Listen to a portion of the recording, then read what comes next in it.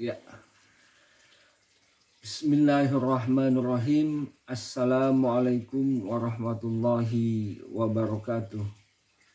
Bertemu lagi dalam mata kuliah Filsafat Ilmu dan Logika. Dalam pertemuan kali ini kita akan membahas satu materi dalam filsafat ilmu dan logika, yakni tentang penjelasan ilmiah dan kepastian kebenaran ilmu pengetahuan. Dalam pertemuan sebelumnya, Anda sudah memperoleh materi tentang teori kebenaran, sifat dasar kebenaran ilmiah, dan sebelumnya juga Anda sudah memperoleh tentang sumber-sumber pengetahuan. Nah, materi sumber pengetahuan, teori kebenaran ilmiah, dan sifat dasar kebenaran ilmiah itu masih ada kaitannya dengan materi yang akan kita jelaskan dalam pertemuan kali ini, yakni tentang penjelasan ilmiah dan kepastian kebenaran ilmu pengetahuan. Baiklah, kita mulai dari yang pertama tentang penjelasan ilmiah. Apa sebenarnya yang dimaksud dengan penjelasan ilmiah itu? Yang dimaksud dengan penjelasan ilmiah adalah penjelasan yang menggunakan teori, logika deduktif-induktif, dan observasi empirik untuk menemukan jawaban yang benar tentang gejala-gejala yang ingin difahami. Dalam aktivitas ilmiah, kita seringkali ingin menjelaskan sesuatu menurut teori-teori tertentu. Kita ingin menjelaskan tentang kemiskinan, kita ingin menjelaskan tentang kemacetan. Bahkan mungkin kita ingin menjelaskan mengapa informasi-informasi yang tersebar di dalam media sosial itu sering kita peroleh informasi yang bersifat hoax, gitu. Informasi yang disebarkan untuk mempengaruhi audiens tertentu, tapi sesungguhnya informasi itu adalah informasi dusta atau bohong. Nah, ketika kita ingin menjelaskan fenomena-fenomena seperti itu, maka kita menggunakan apa yang kita sebut dengan penjelasan ilmiah. Nah, bagaimana penjelasan ilmiah itu bisa terjadi? Penjelasan ilmiah itu akan disebut sebagai penjelasan ilmiah jika penjelasan tersebut menggunakan teori, menggunakan logika deduktif-induktif, dan observasi yang bersifat empirik untuk menemukan jawaban yang benar tentang gejala-gejala yang ingin kita pahami. Ketika kita ingin menjelaskan apa yang dimaksud dengan kemiskinan dan mengapa kemiskinan itu terjadi, apakah ada perbedaan antara kemiskinan yang terjadi di perkotaan dan kemiskinan yang terjadi di pedesaan, maka kita harus menggunakan teori.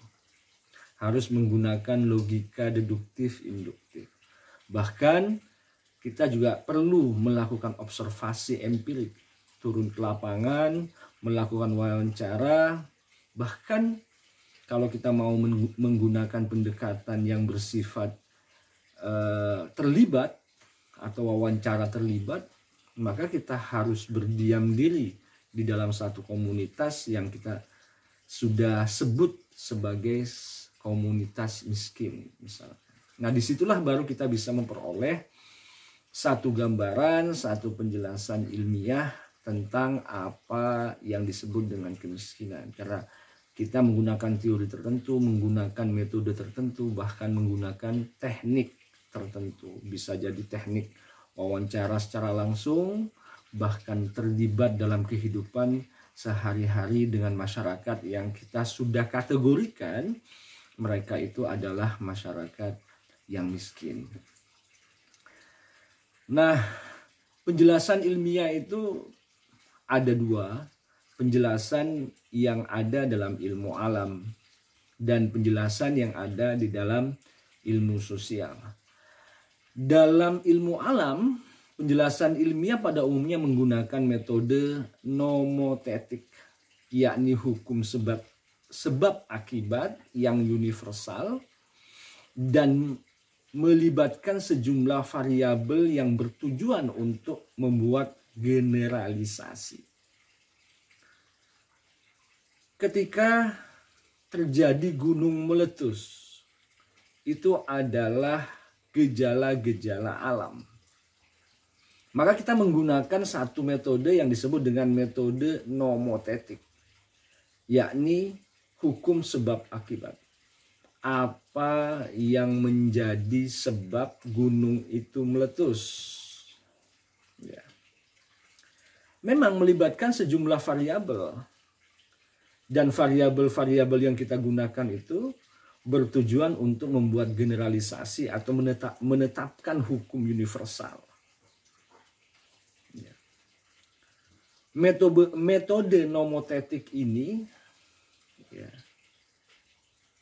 sering menggunakan metode eksperimen. Ya, kalau kita melakukan studi tentang virus corona misalkan, maka metode yang kita gunakan adalah metode eksperimen. Kita datang ke sebuah laboratorium, kemudian kita kaji atau kita lihat apa sih sebenarnya yang kita sebut dengan virus ini.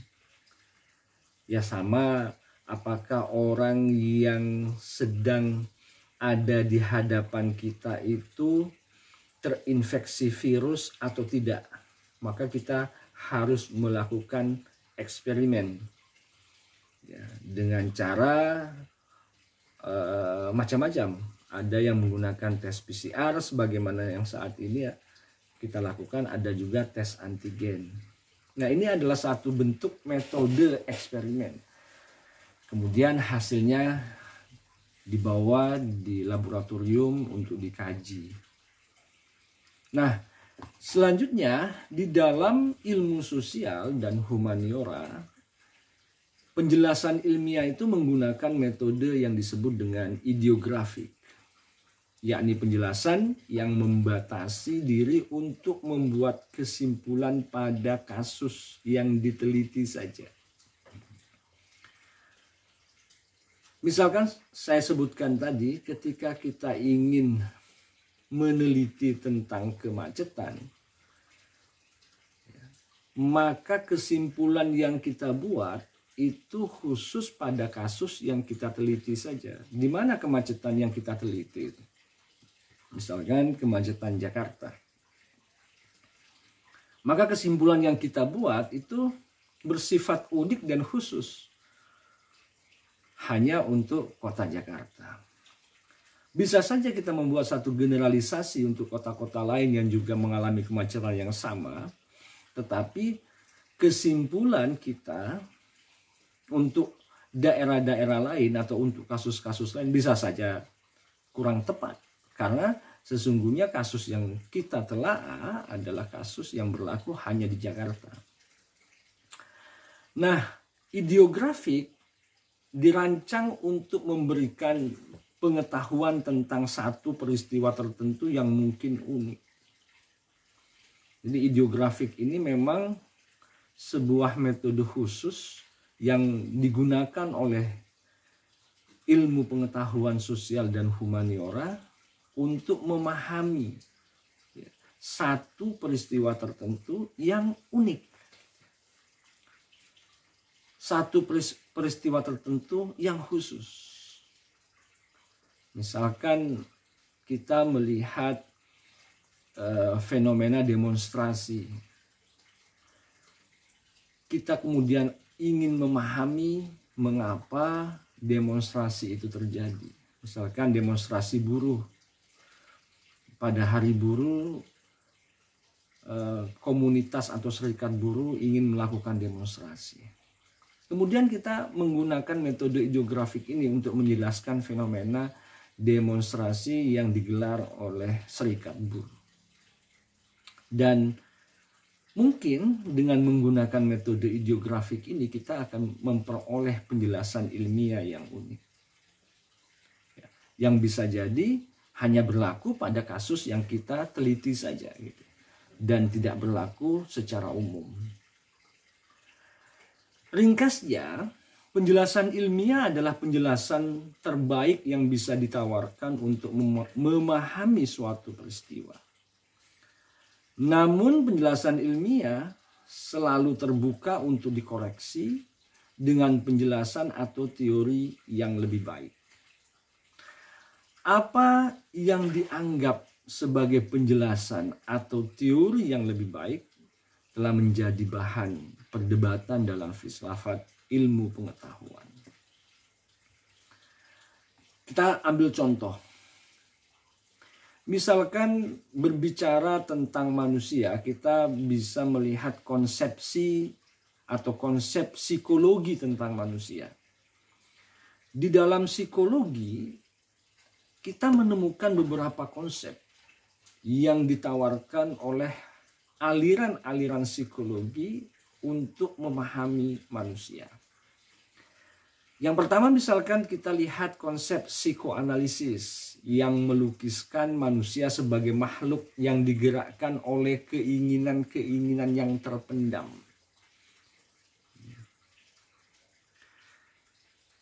Konsep yang ditawarkan oleh psikoanalisis menggambarkan manusia sebagai makhluk yang digerakkan oleh keinginan-keinginan yang terpendam. Apakah memang seperti itu? Mungkin sebagian iya. Dan bisa jadi sebagian lagi tidak. Karena itu lahirlah kemudian konsep lain. Misalkan konsep behaviorisme. Yang memandang manusia sebagai makhluk yang digerakkan semuanya oleh lingkungan. Di sini ada yang disebut dengan stimulus and response. Kalau tadi konsep psikologi analisis menyatakan bahwa manusia itu perbuatannya digerakkan dari dalam. Bahkan digerakkan oleh keinginan-keinginan yang terpendam. Apakah semuanya seperti itu? Dijawab oleh konsep psikologi behaviorisme yang menyatakan bahwa tidak semuanya perbuatan manusia itu digerakkan oleh keinginan-keinginan yang terpendam, bahkan mungkin tidak gitu. Tidak digerakkan oleh keinginan-keinginan yang dipandang oleh psikoanalisis sebagai keinginan yang terpendam. Perbuatan manusia itu atau perilaku manusia itu justru digerakkan oleh lingkungan. Kita menggunakan baju putih karena lingkungan kita barangkali memang mengharuskan kita menggunakan baju putih. Inilah salah satu contoh misalkan mengapa orang menggunakan busana tertentu di tempat tertentu. Karena dia terpengaruh oleh lingkungannya. Mengapa orang suka berbelanja? Ya bisa jadi itu karena respon terhadap lingkungan. Ini yang disebut oleh psikologi behaviorisme bahwa manusia itu pada umumnya digerakkan oleh lingkungannya. Nah, ternyata dua konsep psikologi tentang manusia ini tidak cukup. Ada konsep lain yang hadir di kemudian hari. Konsep psikologi kognitif. Psikologi kognitif melihat manusia sebagai makhluk yang aktif, mengorganisasi dan mengolah stimulus yang diterimanya. Kalau tadi behaviorisme mengatakan bahwa manusia itu perilakunya digerakkan oleh lingkungannya, tidak, kata psikologi kognitif. Tidak semua perbuatan manusia itu selalu digerakkan oleh lingkungannya karena manusia ternyata bisa mengolah stimulus yang diterimanya. Jadi manusia itu perilakunya meskipun dipengaruhi oleh lingkungannya, tapi dia bisa mengatur, bisa mengorganisasi, bisa mengolah. Kalau lingkungannya mewajibkan dia menggunakan baju putih, oke, kita gunakan baju putih, tapi baju putih yang bagaimana? Nah, itulah kemudian kata psikologi kognitif. Manusia itu meskipun digerakkan oleh lingkungannya, tapi dia aktif mengolah stimulus yang dihadapinya. Nah, ternyata rumusan psikologi kognitif tentang manusia ini, tentang perilaku manusia, itu kemudian ditambah lagi oleh konsepsi psikologi humanistik. Jadi setelah psikologi analisis, kemudian setelah psikoanalisis, kemudian ada psikologi behaviorisme, kemudian ada psikologi kognitif, ternyata itu belum cukup. Masih lahir lagi rumusan tentang perilaku manusia yang telorkan atau yang digagas oleh psikologi humanistik. Nah, dalam psikologi humanistik, manusia itu digambarkan sebagai aktor aktif dalam merumuskan strategi transaksional dengan lingkungannya. Ya, ini mungkin bisa dikatakan sebagai kelanjutan dari rumusan psikologi kognitif.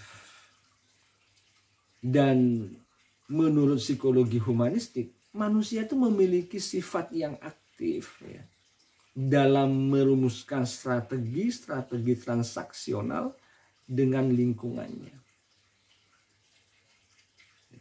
Jadi dia tidak pasif, tapi dalam menentukan pilihan perilakunya, manusia itu aktif, aktor yang aktif untuk merumuskan perilakunya. Saya mau pakai pakaian apa, saya mau membeli apa gitu. Itu selalu menggunakan pertimbangan-pertimbangan. Nah, ini menurut psikologi humanistik.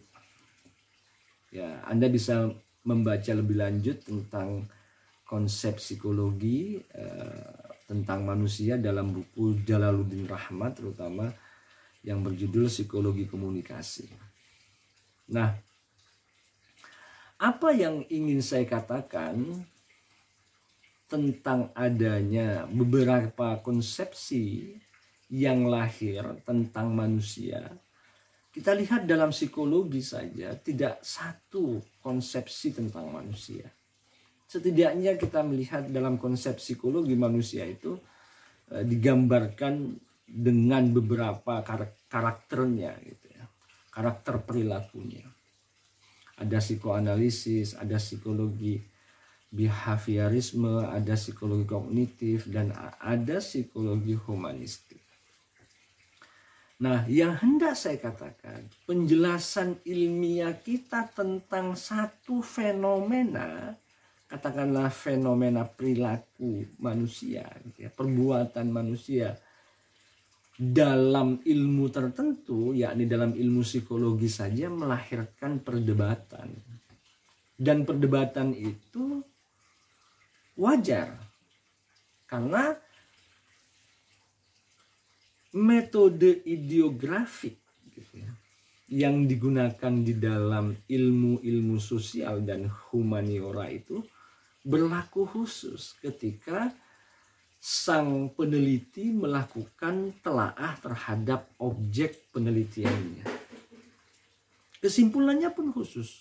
Kita lihat ada psikoanalisis, kita lihat ada psikologi behaviorisme, kita lihat ada psikologi kognitif, kita lihat ada psikologi humanistik yang masing-masing punya penjelasan unik tentang manusia. Nah, karena itu dalam filsafat ilmu pengetahuan Dikatakan bahwa teori yang lebih baik adalah teori yang dapat menjelaskan anomali yang tidak dapat dijelaskan oleh teori sebelumnya. Ya.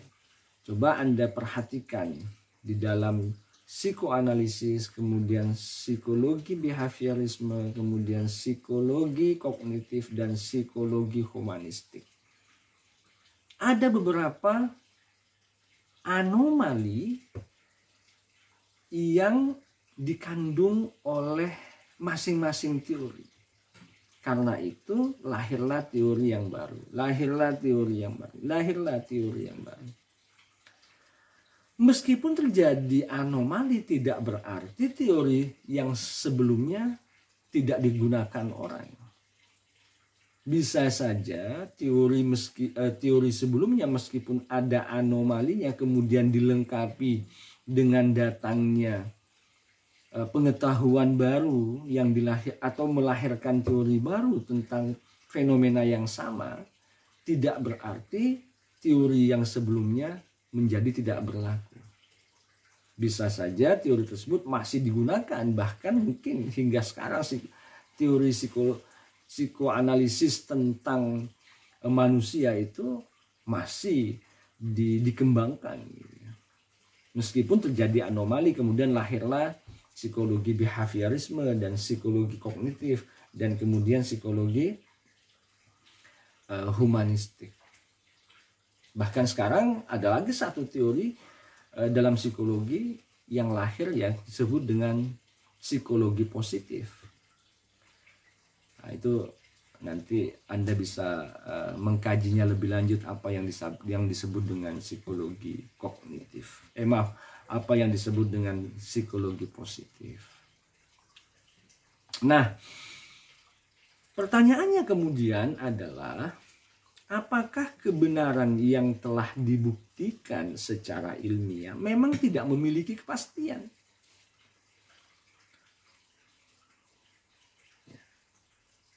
Karena memang selalu ada kemungkinan koreksi oleh temuan-temuan lain. Apakah memang selalu seperti itu dalam konteks ilmu pengetahuan? Ya, saya kira memang dalam konteks ilmu pengetahuan itu tidak ada kebenaran yang mutlak. Sebuah kebenaran atau sebuah penjelasan ilmiah yang disebut dengan penjelasan ilmiah yang benar karena dia menggunakan teori, dia menggunakan metode, dia menggunakan teknik, gitu ya, bisa saja disempurnakan oleh teori yang datang kemudian atau penjelasan ilmiah yang datang kemudian. Karena tadi ilmuwan yang datang di kemudian hari itu mengkaji teori yang pertama dan menemukan satu anomali.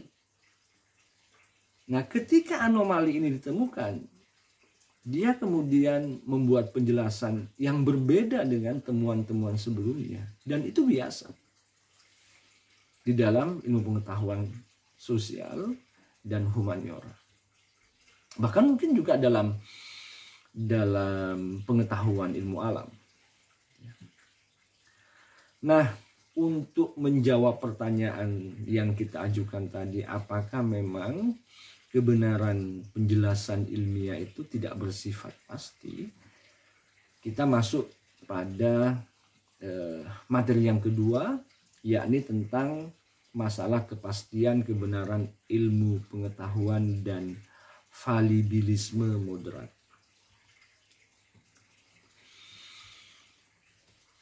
Apa itu falibilisme? Falibilisme adalah doktrin filosofis yang menyatakan bahwa semua pengetahuan itu bisa salah. Ini falibilisme. Ya. Doktrin ini berasal dari filsuf semisal Charles Sanders Peirce, John Dewey, dan filsuf-filsuf pragmatis lainnya. Meskipun digagas oleh filsuf-filsuf pragmatis, tetapi sebenarnya gagasan bahwa semua pengetahuan itu bisa salah sebenarnya sudah dapat ditemukan dalam pikiran-pikiran filsuf kuno seperti Xenophon, Socrates, dan Plato. Jadi bukan hal yang baru jika dikatakan bahwa pengetahuan atau penjelasan ilmiah itu bisa salah. Ide itu tidak lahir di era kita saja, tapi sudah lahir sejak ribuan tahun yang lalu, bahkan di era-era filsuf kuno seperti Plato, Socrates, dan Xenophon. Jadi kita nggak perlu kaget ketika kita menyatakan bahwa kita menemukan penjelasan ilmiah yang benar, namun kemudian penjelasan ilmiah kita itu dibantah dengan ditemukannya adanya fakta atau data baru yang memang menjadi pengetahuan ilmiah yang baru yang mengoreksi pandangan kita. Itu bukan hal yang mengagetkan. Jadi jangan kemudian panik dengan koreksi-koreksi tentang penjelasan ilmiah yang kita peroleh.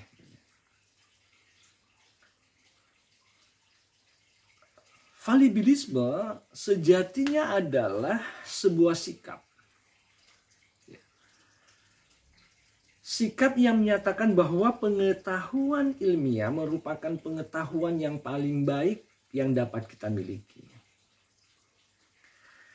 Metode ilmu pengetahuan merupakan satu-satunya yang dapat dipercaya dalam menyampaikan penjelasan ilmiah, pikiran, dan pendapat. Tetapi kita tidak boleh menganggap pengetahuan pasti benar dengan sendirinya. Yang perlu digarisbawahi adalah kata pasti benar. Karena dalam konteks atau dalam doktrin falibilisme tadi dikatakan pengetahuan itu bisa saja salah. Nah, sebagai sebuah sikap, falibilisme memandang bahwa ilmu pengetahuan selalu bisa salah.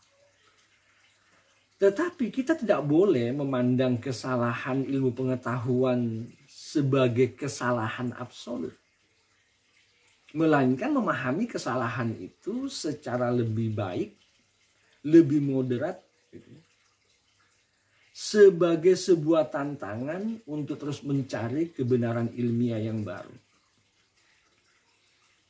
Jadi ketika pandangan ilmiah kita tentang satu hal, kita harus menganggapnya bahwa pandangan ilmiah kita meskipun telah menggunakan metode, telah menggunakan teknik, telah menggunakan teori,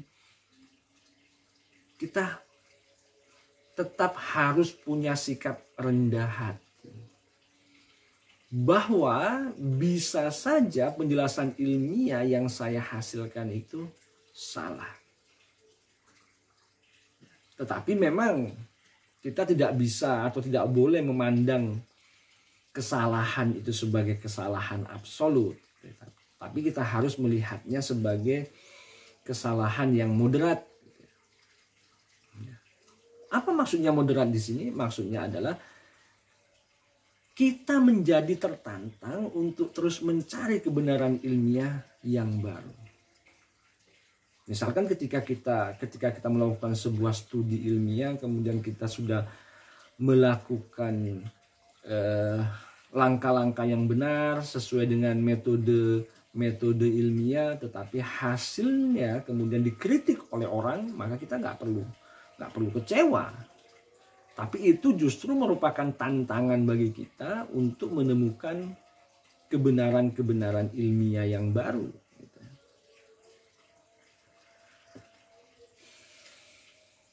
Nah, dalam filsafat ilmu pengetahuan, falibilisme, doktrin yang menyatakan bahwa ilmu pengetahuan itu bisa salah, dibagi menjadi dua. Falibilisme dalam metode ilmu pengetahuan dan falibilisme dalam objek ilmu pengetahuan. Falibilisme dalam metode ilmu pengetahuan memandang bahwa metode ilmu pengetahuan tidak menghasilkan pengetahuan yang absolut pasti dan universal, tetapi ilmu pengetahuan tetapi metode ilmu pengetahuan yang dapat salah.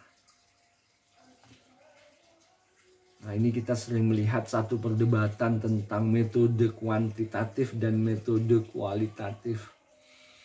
Metode kualitatif dan metode kuantitatif ini sering berdebat dan masing-masing mempertahankan metodenya dengan menyatakan bahwa metode saya yang paling benar karena saya dapat menjelaskan fenomena dari sumber aslinya, kata metode kualitatif. Sementara metode kuantitatif menyatakan bahwa metode Anda itu omong kosong karena tidak dapat diukur. Metode kuantitatiflah yang pasti karena menggunakan angka-angka terukur. Nah, kalau kita kaitkan dalam konteks falibilisme dalam ilmu pengetahuan, maka kita harus memandang bahwa metode ilmu pengetahuan itu tidak menghasilkan pengetahuan yang absolut dan berlaku universal, tidak. Tetapi metode ilmu pengetahuan yang kita gunakan itu dapat saja salah. Ketika kita menggunakan metode kualitatif bisa saja hasilnya salah. Begitu juga dengan ketika kita menggunakan metode kuantitatif dalam satu studi tertentu, ya bisa saja salah. Karena dalam doktrin falibilisme, terutama falibilisme dalam metode ilmu pengetahuan, kita harus rendah hati dengan menyatakan bahwa metode ilmu pengetahuan yang kita gunakan itu tidak menghasilkan pengetahuan yang absolut pasti dan universal, tetapi bisa saja menghasilkan pengetahuan yang keliru.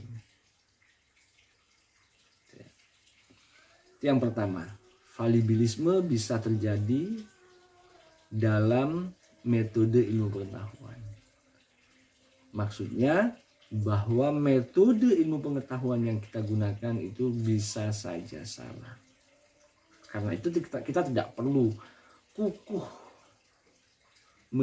menggunakan satu metode tertentu dan mengabaikan metode yang lain.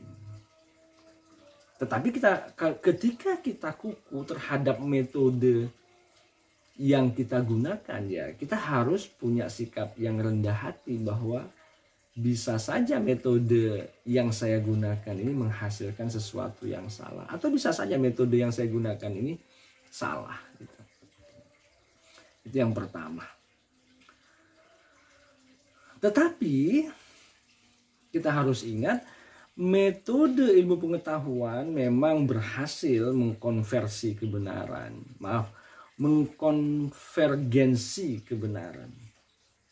Namun metode tersebut tidak dapat menghasilkan suatu formulasi yang pasti tentang kebenaran.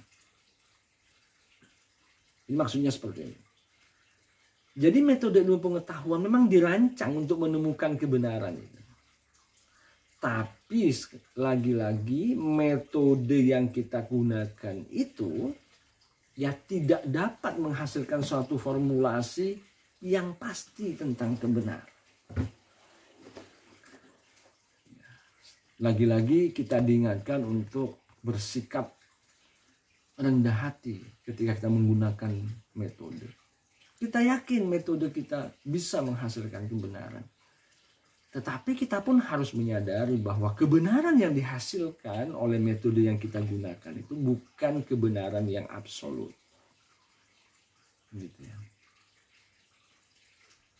Kenapa seperti itu? Atau mengapa seperti itu? Gitu ya. Pertama, kita tidak pernah merasa pasti dengan apa yang kita capai sendiri.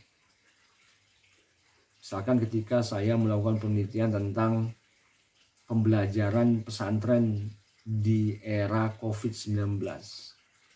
Saya menyatakan bahwa saat ini pesantren telah menjalankan protokol kesehatan dan menjalankan proses pembelajaran yang baik di tengah pandemi COVID-19. Kemudian ada yang bertanya, Pak, apakah Anda yakin dengan apa yang Anda telah capai? Maka saya pasti akan menyatakan saya belum mengetahuinya secara pasti apakah pernyataan saya ini bersifat pasti benar. Karena bisa saja terjadi anomali. Yang kedua, fokus utama dari kegiatan penelitian ilmiah adalah verifikasi atas hipotesis.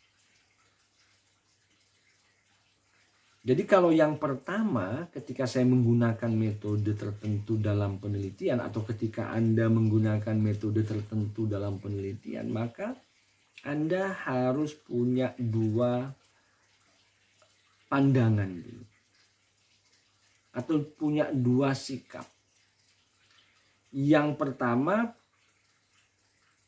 Anda harus yakin bahwa metode yang saya gunakan ini tidak akan mencapai sebuah kebenaran yang absolut. Dan yang kedua, proses penelitian yang saya lakukan sejatinya merupakan verifikasi atas hipotesa yang saya temukan atau atas dugaan sementara yang saya katakan, untuk saya buktikan lebih lanjut di dalam penelitian.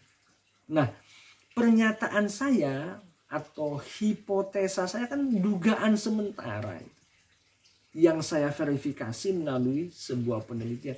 Karena itu saya tidak bisa yakin pasti dengan hasilnya. Bisa saja dugaan saya adalah dugaan yang salah. Inilah alasan mengapa metode ilmu pengetahuan itu terbatas untuk menemukan kebenaran. Ya, ini harus menjadi catatan kita ketika kita melakukan penelitian.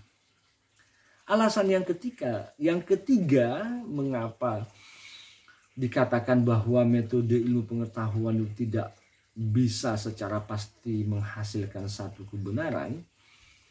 Metode induksi yang digunakan selalu tidak pernah berhasil mengumpulkan semua data yang seharusnya dicakup sebagai dasar penarikan kesimpulan tentang fakta. Jadi metode induksi itu kan kita berangkat dari kasus tertentu untuk melakukan generalisasi. Nah, metode induksi ini ada keterbatasannya. Kenapa? Karena metode induksi itu selalu tidak pernah berhasil mengumpulkan semua data yang harusnya dicapai sebagai dasar penarikan kesimpulan sementara tentang fakta. Ketika saya meneliti misalkan mengapa mahasiswa melakukan demonstrasi, tentu saya harus bertanya kepada seluruh mahasiswa yang ada di Jakarta misalkan untuk kemudian saya menarik sebuah kesimpulan. Tapi itu kan tidak mungkin saya lakukan, maka saya harus melakukan sampling. Populasinya mahasiswa ada ribuan, samplingnya misalkan saya ambil 10%. Atau sekian persen dari populasi yang tersedia. Nah, karena itu induksi atau metode induksi yang kita gunakan itu terbatas. Nggak bisa mengungkapkan penarikan kesimpulan terhadap fakta.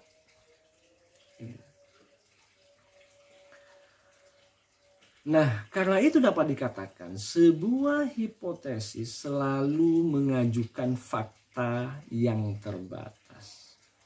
Ini perlu kita ingat bersama bahwa semua hipotesis selalu mengajukan fakta yang terbatas.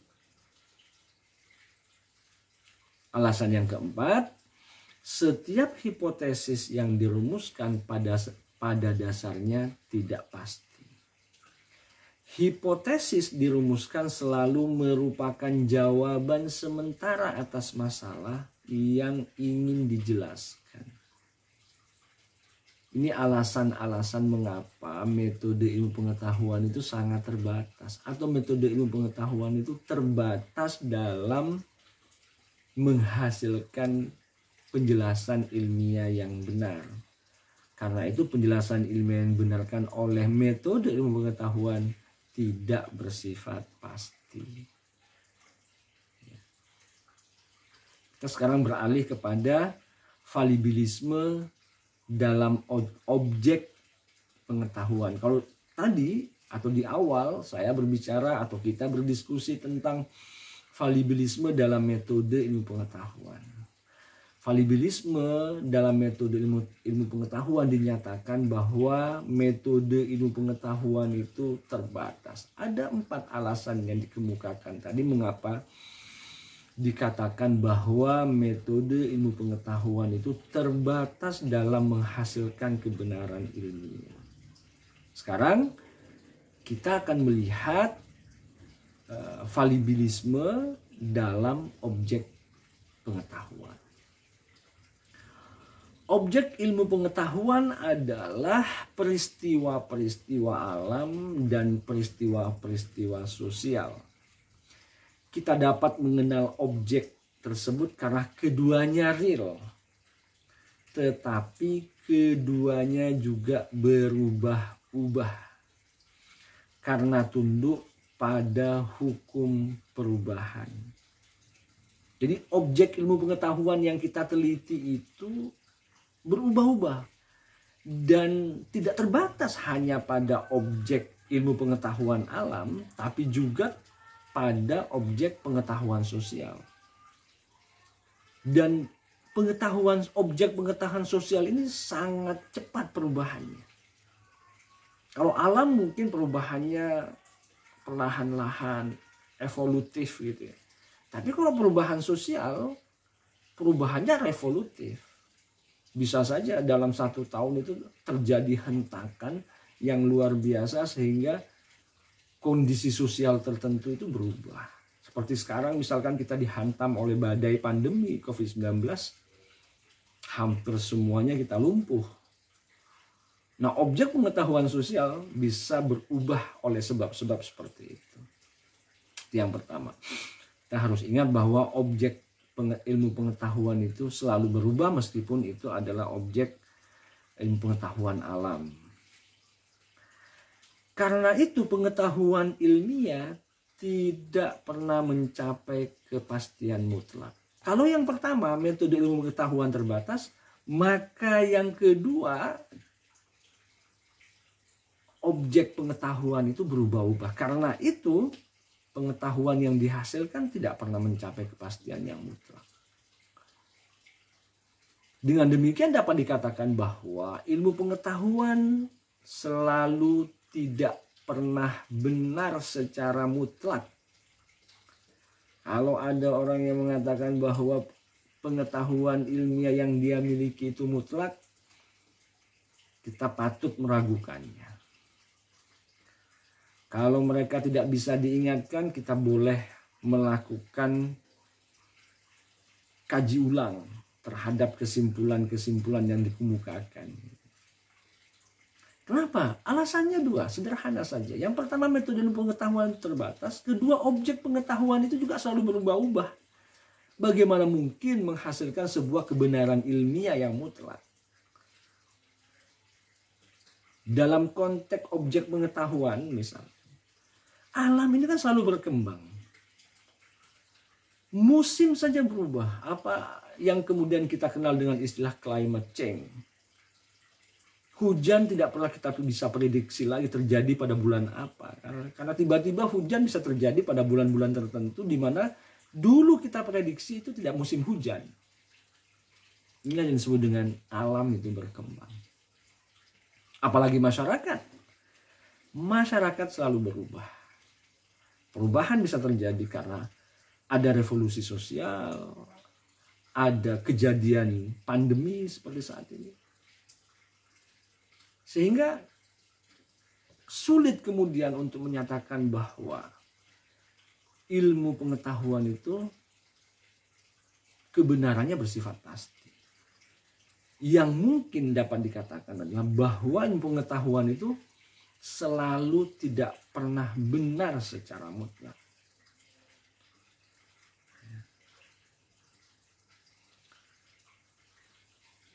Dalam konteks objek pengetahuan, tadi kita sudah jelaskan, alam bisa berkembang, masyarakat bisa berubah. Mengapa seperti itu? Coba mari kita pahami realitas objek dan perkembangan objek ilmu pengetahuan. Realitas objek meskipun nyata, tetapi selalu berubah.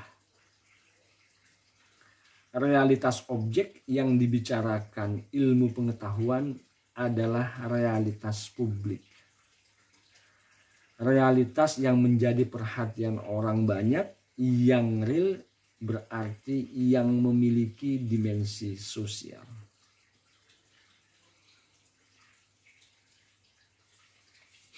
Ya. Setiap orang dapat mengajukan hipotesis apapun, tetapi tidak lebih dari suatu percobaan yang harus mendapat persetujuan para ilmuwan. Selain nyata, objek pengetahuan juga berubah-ubah dan mengalami evolusi atau perkembangan. Karenanya pengetahuan kita selalu rentan dengan kesalahan. Ada yang mengatakan kalau kita sudah divaksin, ada kemungkinan besar kita nggak kena virus pandemi atau COVID. Nyatanya banyak orang yang kemudian sudah divaksin tapi juga kena. Ini kemudian mengakibatkan munculnya ketakutan-ketakutan terhadap vaksin. Tapi itu merupakan tantangan bagi ilmu pengetahuan agar masyarakat bisa yakin. Maka kita harus melakukan kaji ulang yang terus-menerus agar kita bisa memperoleh kebenaran yang paling mungkin dan bisa diterapkan untuk masyarakat. Kita ingat teori pragmatisme tentang kebenaran, bahwa kebenaran itu menurut teori pragmatis selalu bersifat pragmatis. Menurut mereka nggak ada gunanya penjelasan ilmiah yang abstrak dan yang empirik jika tidak ada gunanya. Jadi para ilmuwan itu harus sejatinya selalu tertantang untuk menemukan kebenaran, tapi mereka juga harus selalu ingat bahwa pengetahuan yang dihasilkan atau pengetahuan yang benar yang dihasilkan itu rentan terhadap kritik dan kesalahan-kesalahan. Nah, pertanyaannya kemudian, mengapa pengetahuan kita rentan terhadap kesalahan? Yang pertama, objek pengetahuan selalu berubah, sehingga pengetahuan yang kita capai sekalipun sangat akurat harus ditinjau kembali. Yang kedua, objek pengetahuan kita selalu berkembang menuju keteraturan alam. Alam kita selalu berubah. Musim juga selalu berubah-ubah. Dan itu mempengaruhi perilaku manusia. Pertanyaannya muncul kemudian, bagaimana perubahan itu dipandang dari sudut hukum, pengetahuan gitu ya. Maaf, bagaimana perubahan itu dipandang dari sudut hukum, kemungkinan dan kontinuitas. Di sini harus disadari bahwa saya ulangi, di sini harus kita sadari bahwa temuan-temuan penelitian meskipun memiliki kemungkinan salah, harus dibarengi dengan keyakinan bahwa hasil penelitiannya semakin dekat mengungkapkan keteraturan alam. Jadi ada prinsip di dalam penelitian itu, temuan-temuan kita itu ada kemungkinan salah, bahkan rentan terhadap kesalahan. Tapi kita tetap juga harus punya keyakinan bahwa apa yang kita temukan itu semakin dekat mengungkapkan keteraturan alam. Ya meskipun rentan terhadap kesalahan, tapi penelitian yang saya hasilkan ini ada kebenarannya, meskipun kebenarannya tidak bersifat pasti. Perubahan tidak hanya merupakan kenyataan alam, tetapi juga menyangkut pengetahuan kita tentang alam.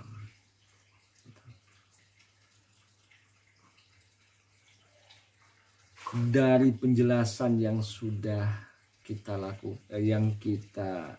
ikuti sama-sama tadi, kita sudah menjelaskan tentang penjelasan ilmiah, kemudian konsep tentang falibilisme. Falibilisme itu ada dalam metode ilmu pengetahuan dan ada dalam objek pengetahuan. Yang jelas, pengetahuan kita meskipun benar, tapi kebenarannya itu tidak bersifat mutlak, tidak bersifat pasti. Karena kebenaran ilmu pengetahuan yang kita peroleh itu selalu rentan dengan kesalahan. Nah, sebelum kita akhiri pertemuan kita pada hari ini, kita akan mencoba untuk membuat catatan-catatan penutup. Yang pertama, kebenaran dalam ilmu pengetahuan, baik pengetahuan empirik maupun pengetahuan logis rasional, selalu bersifat sementara. Tapi ada pengetahuan logis rasional yang tetap, contohnya misalkan dalam matematika, 2 tambah 2 dari dulu sampai sekarang itu 4. 2 tambah 1 juga 3. Nah, ini pengetahuan logis yang rasional yang bersifat tetap. Tapi pengetahuan logis rasional yang lain sifatnya sementara.